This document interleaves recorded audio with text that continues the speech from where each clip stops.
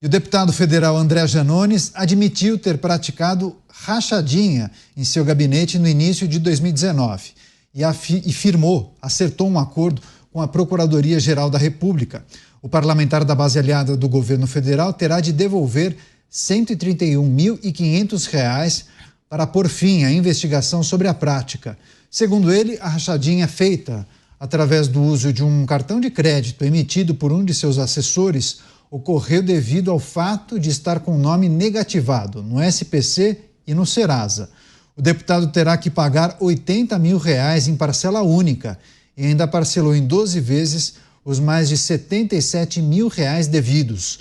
O acordo de não persecução penal não prevê a cassação do mandato de Janones, mas a oposição vai ingressar com uma representação no Conselho de Ética da Câmara Federal, acusando o progressista de mentir no colegiado quando foi investigado no ano passado, quando disse que os recursos eram contribuições espontâneas de um grupo de amigos. Chamar o Nelson Kobayashi, esse acordo firmado entre o parlamentar Janones e a Procuradoria-Geral da República, ele terá de devolver mais de R$ 131 mil aos cofres da Câmara e ainda pagar multa. Você, Koba, o que a gente precisa analisar em relação ao acordo firmado, porque eu já observei muitas manifestações contrárias a esse acordo, inclusive. Olha, Canhato, você sabe que o acordo de não persecução penal, que é esse acordo que fez o André Janones com a Procuradoria-Geral da República, ele é um acordo para crimes brandos, para aqueles crimes que não têm violência, para crimes com penas mínimas menores do que 4 anos, enfim. Mas já havia uma discussão há um bom tempo se esse acordo poderia ou não ser utilizado para crimes de corrupção, como é o caso. Você veja, a primeira coisa que a gente tira de lição disso é que a pena para quem pratica corrupção é muito baixa, tanto que se enquadra dentro desses crimes aí com penas mínimas menores do que 4 anos. Segundo, é que essa discussão não foi tão levada a sério pelo Ministério Público agora, pelo PGR. Por quê? Em outras ocasiões, no Judiciário Brasileiro, principalmente no Superior Tribunal de Justiça, o próprio Ministério Público, este mesmo Ministério Público, claro que pela inteligência de outros procuradores, outras pessoas, entenderam que não era cabível fazer acordo de não persecução penal em matéria de corrupção, porque a gente está falando de interesse público, que deve sobressair em relação a qualquer interesse individual. A gente está falando do erário, está falando do patrimônio que serviria à saúde, serviria à educação, serviria à segurança, serviria ao interesse de toda uma população. E esse já foi o entendimento do Ministério Público lá atrás e que o STJ entendia ser possível.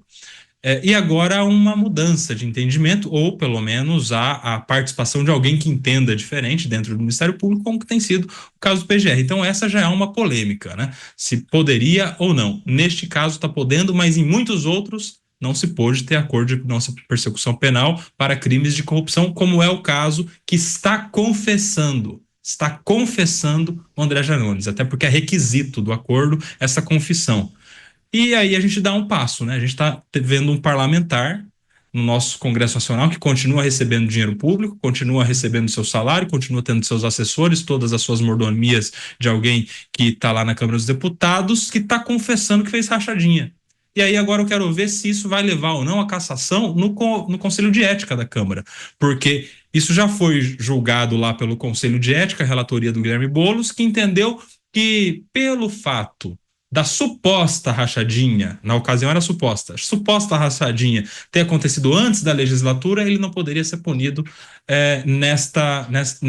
neste seu mandato de deputado. O que não faz sentido. Não faz sentido e eu explico por quê.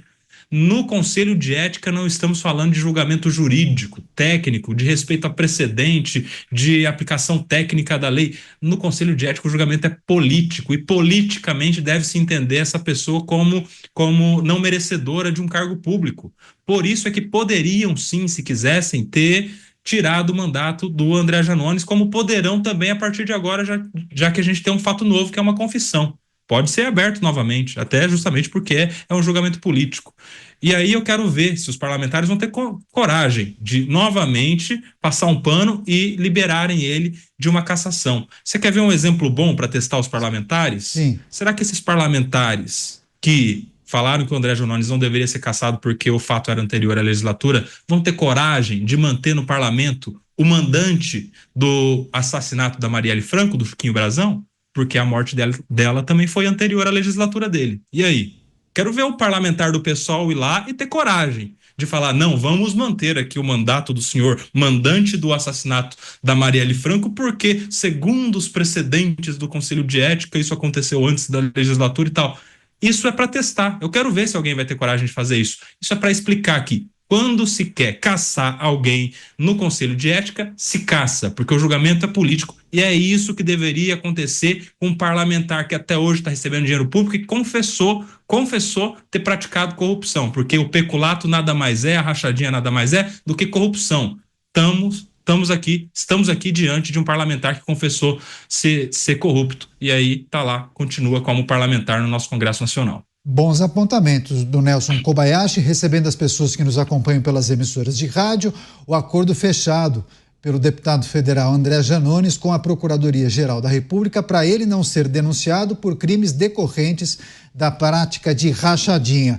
Então, para não responder por associação criminosa, peculato e corrupção passiva, ele vai devolver à Câmara Federal mais de R$130 mil e ainda pagar a multa. Você, Dávila, o que representa esse episódio, o que representa esse acordo fechado por Janones com a PGR? Uma vergonha do parlamento, uma vergonha na PGR, que na verdade é passar pano para um político confesso de corrupção. Mas nós vivemos tempos esquisitos nesse país, né? Que juízes com decisões monocráticas, na verdade, libertaram todos os corruptos confessos no maior escândalo de corrupção do país, que foi a Lava Jato. Então, parece que rachadinha é um crime menor. No fundo, não tem crime menor e maior. É corrupção, é malversação de dinheiro público. É uma pessoa que, além de estar envolvida num ato de corrupção, mentiu para os seus pares no Conselho de Ética, dizendo que não houve tal da rachadinha. Portanto, é uma falta de vergonha total, é uma falta de respeito aos princípios da ética, da virtude no parlamento e, evidentemente, da moralidade pública. É uma atitude vergonhosa. E pior, é mais agravante essa atitude vergonhosa, Canhato, porque tem carimbo. Porque hoje, se você é da base do governo, até corrupção é perdoada.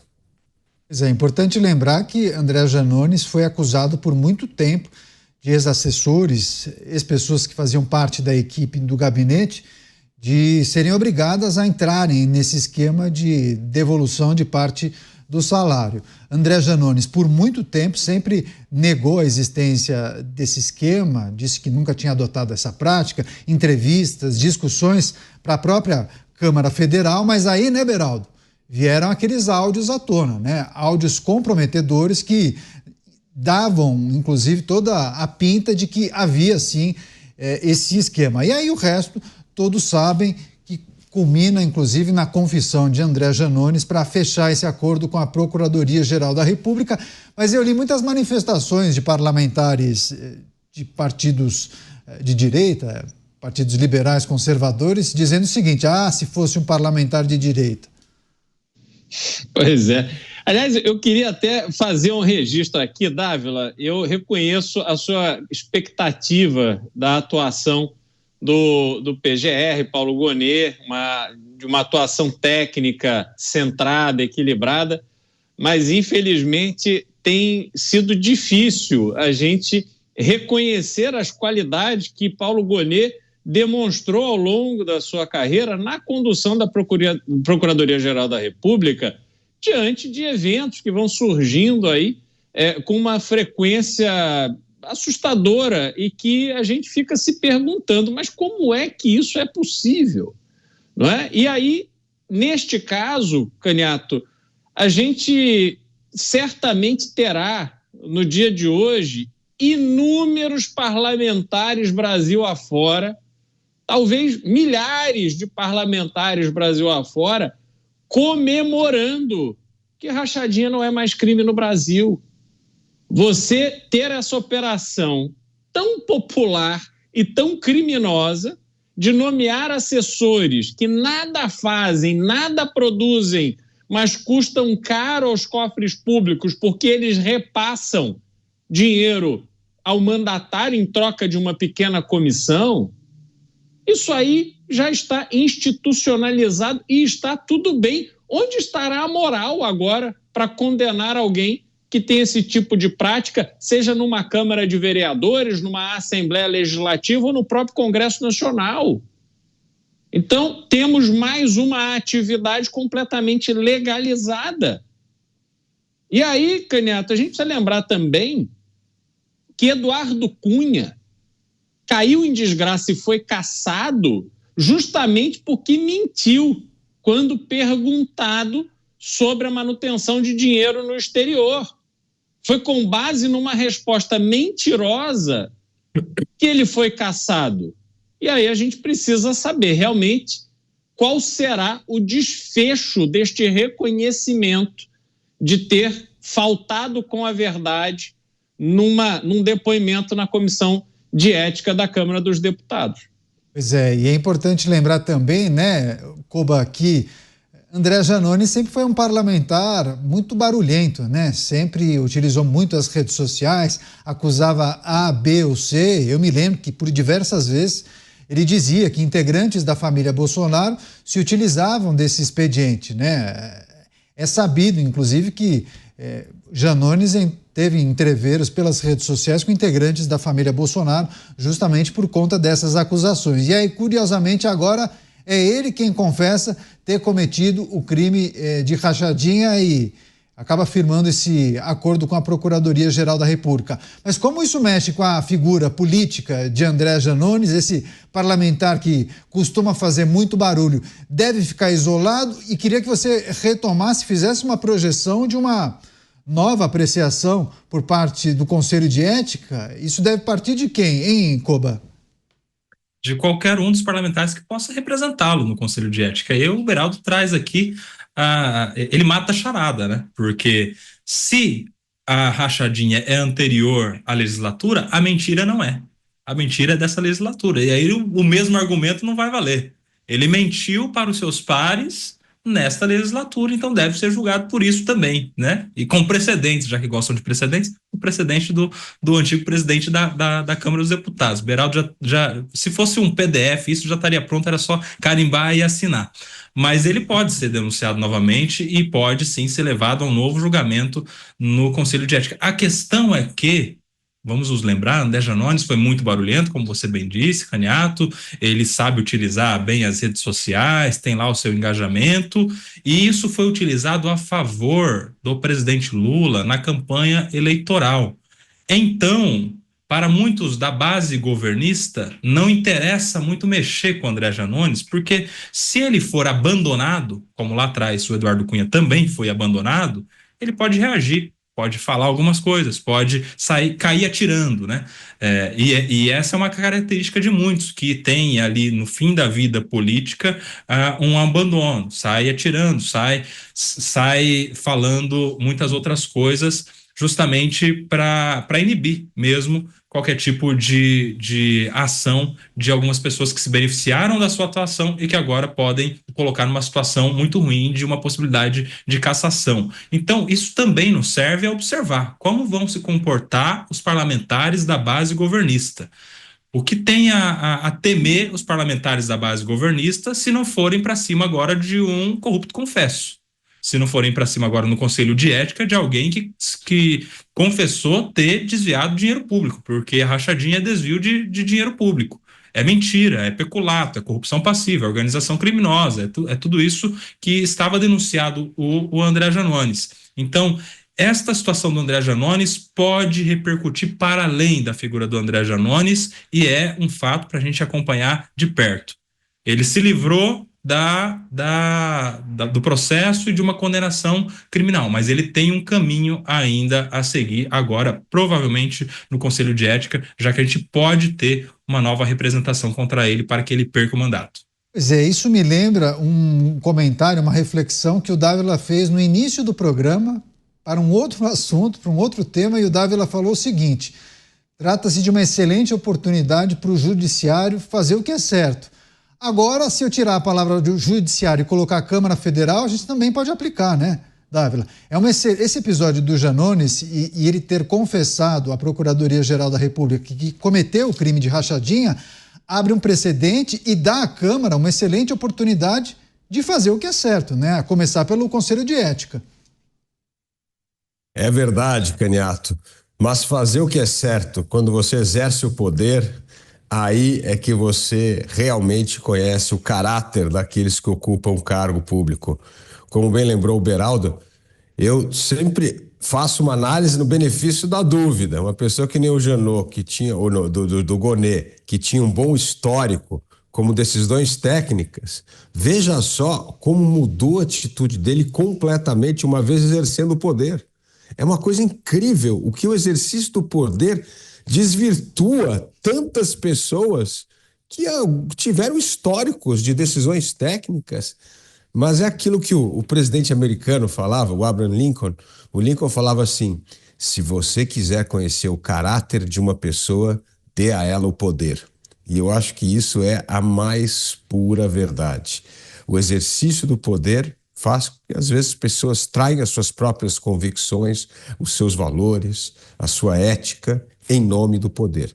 E isso que você falou, Caniato, seria o certo. Assim, podia ter alguém de bom senso e falar assim: vamos aproveitar o caso do Janot para mostrar que aqui no parlamento nós honramos o mandato e tal. Agora, como é que você vai fazer isso quando todo mundo não está na rachadinha, mas está numa outra coisa, que é a emenda PIX, que é dinheiro sem nenhum critério de transparência, todo mundo com o rabo preso ali, dando emenda de uma forma eleitoreira, sem nenhum critério para melhorar a vida do cidadão, mas só pensando como cultivar a sua base eleitoral. É muito difícil no Brasil de hoje. É que antigamente você tinha essas pessoas no parlamento, eram raros, mas eram aqueles paladinos, né, da política séria, da moralidade. Hoje está difícil encontrar essas pessoas, tanto no parlamento como no poder judiciário. Várias manifestações, pessoas que gostam do programa, fazendo perguntas, críticas, elogios, e principalmente em relação a essa pauta que a gente está discutindo aqui. E o Ricardo, que não colocou sobrenome, viu, Beraldo, disse que trabalha na Câmara de Vereadores da sua cidade. Ele não revelou aqui qual é a cidade. Ele disse: rachadinha é mais comum do que vocês imaginam. Ou seja, é algo muito popular, viu, Beraldo? Ainda que a gente trate de uma questão que envolve uma pequena casa legislativa, uma Câmara de Vereadores de uma cidade com poucos habitantes, ainda assim parece uma prática muito popular e usual, viu? Pois é, a gente precisa lembrar que essa questão da rachadinha foi colocada nos holofotes mediante uma investigação que aconteceu na Assembleia Legislativa do Rio de Janeiro, onde o ex-deputado estadual e hoje senador Flávio Bolsonaro acabou se tornando alvo, sobretudo da imprensa. Mas ele não era o principal deputado acusado, não. O principal deputado acusado era do Partido dos Trabalhadores, demonstrando que esta prática, e conforme relatórios do COAF e tal, ali naquele caso, e em todos os casos, ela permeia todos os partidos, independente de questão ideológica. Porque esses mandatários, quando eles chegam no poder, sobretudo aqueles que às vezes chegam ali numa situação improvável, eles não têm muita referência, não têm muita estrutura, e logo vem um cacique para mostrar esta vida boa do poder. E aí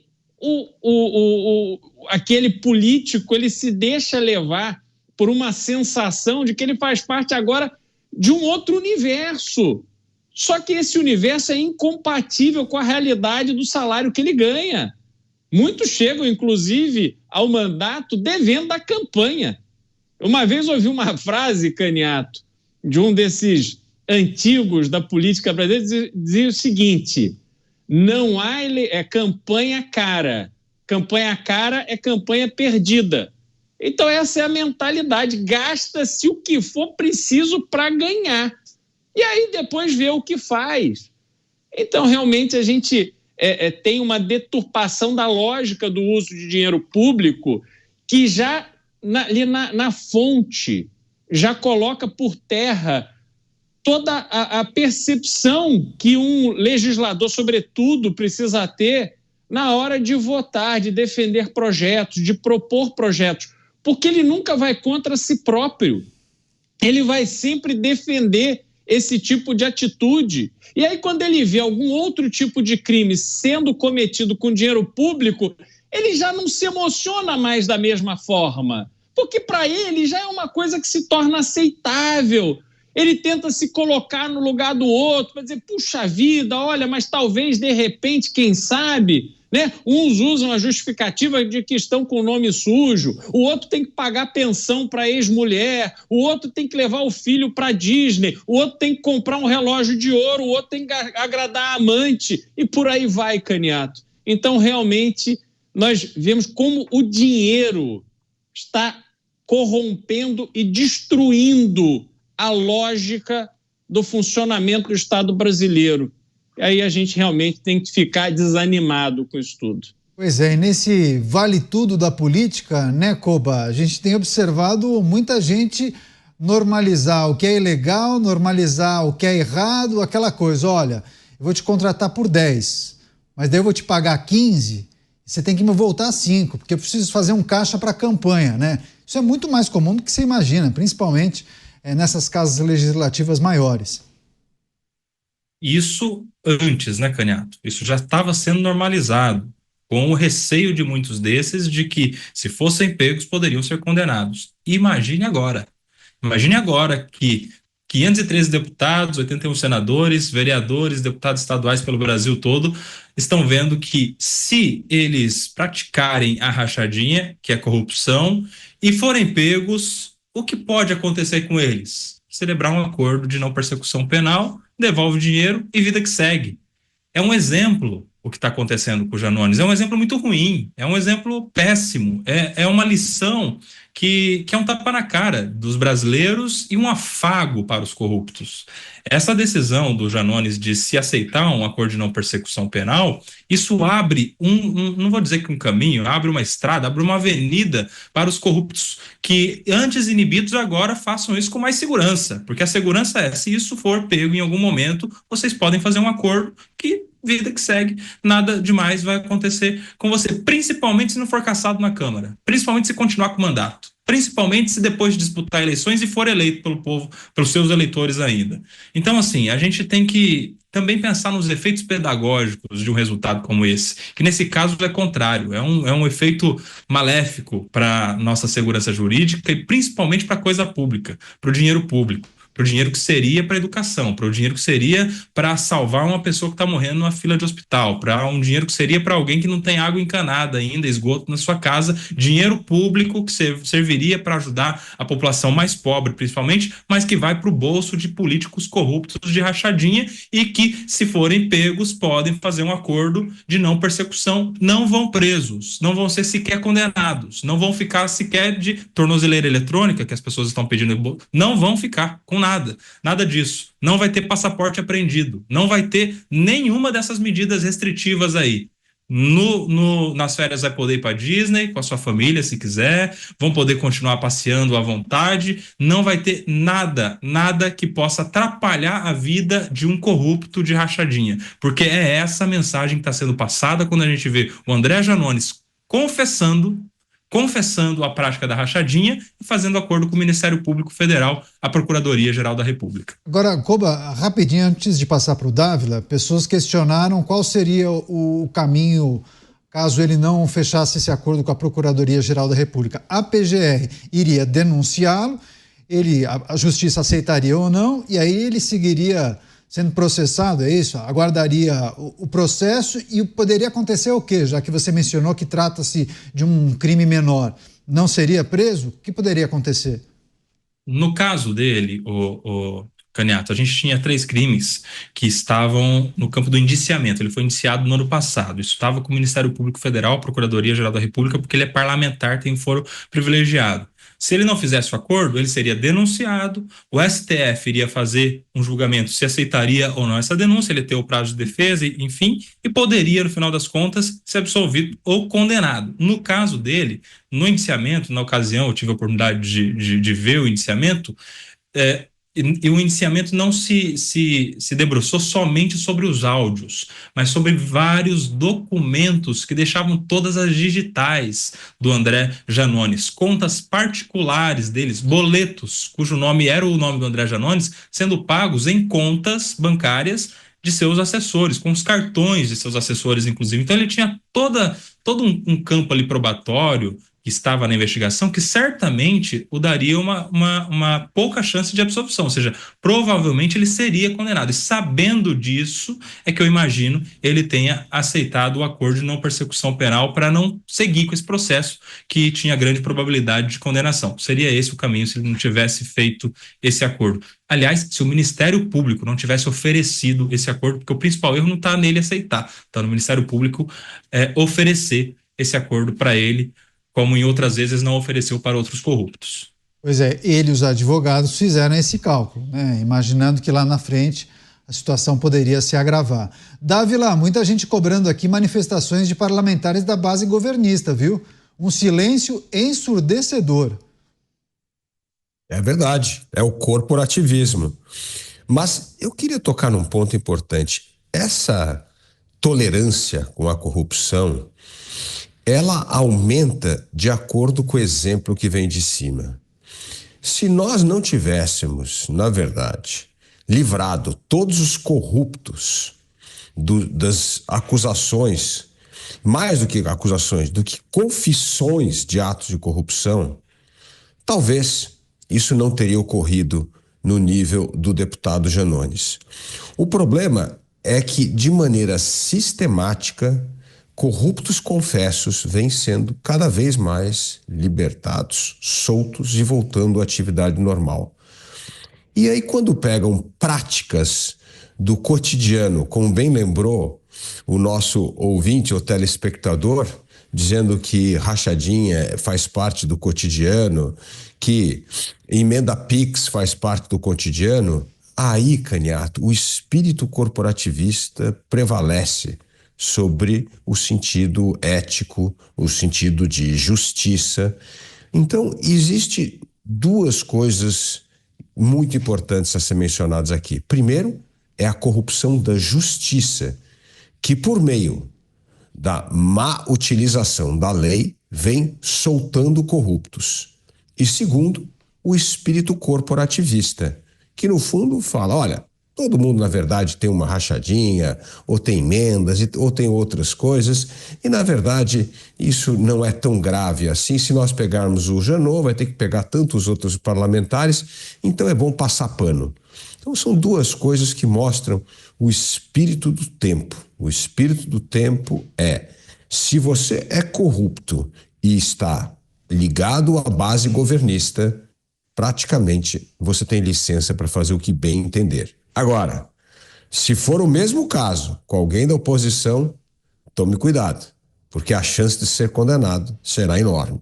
É o caso que nós sempre damos como exemplo aqui da cabeleireira que pega 17 anos de cadeia por ter escrito numa estátua com batom, e aí Janones faz um acordo, corrupto confesso, e toca a vida normalmente. Realmente, o senso de justiça no Brasil perdeu completamente o sentido. Beraldo, acho que pediu a palavra. Quer fechar, Beraldo? Deixa eu fechar, Caniato, para dizer o seguinte. Primeiro, rachador no Brasil é ficha limpa. Rachador no Brasil é liberado na audiência de custódia. E agora a gente precisa também lembrar da atitude do Ministério Público Federal, que no caso do procurador Diogo de Matos, que pagou do próprio bolso um outdoor em Curitiba que lembrava a atuação da Força Tarefa da Lava Jato, ele foi demitido do Ministério Público. Ele perdeu o seu emprego, o seu trabalho para o qual ele estudou, foi aprovado em concurso, porque ele pagou do próprio bolso por um outdoor que fazia ali uma homenagem à Operação Lava Jato. E aí, neste caso, a Procuradoria-Geral da República, o mesmo Ministério Público Federal, acha que está tudo bem ser rachador no Brasil. Então, Caniato, como é que a gente vai conseguir ter confiança no nosso sistema de justiça? Como é que nós vamos conseguir ter confiança numa atuação isenta e equilibrada do Ministério Público? Realmente fica muito difícil. Seguiremos atentos, hein? Inclusive para a maneira como deputados devem tratar dessa questão caso haja uma nova discussão no Conselho de Ética.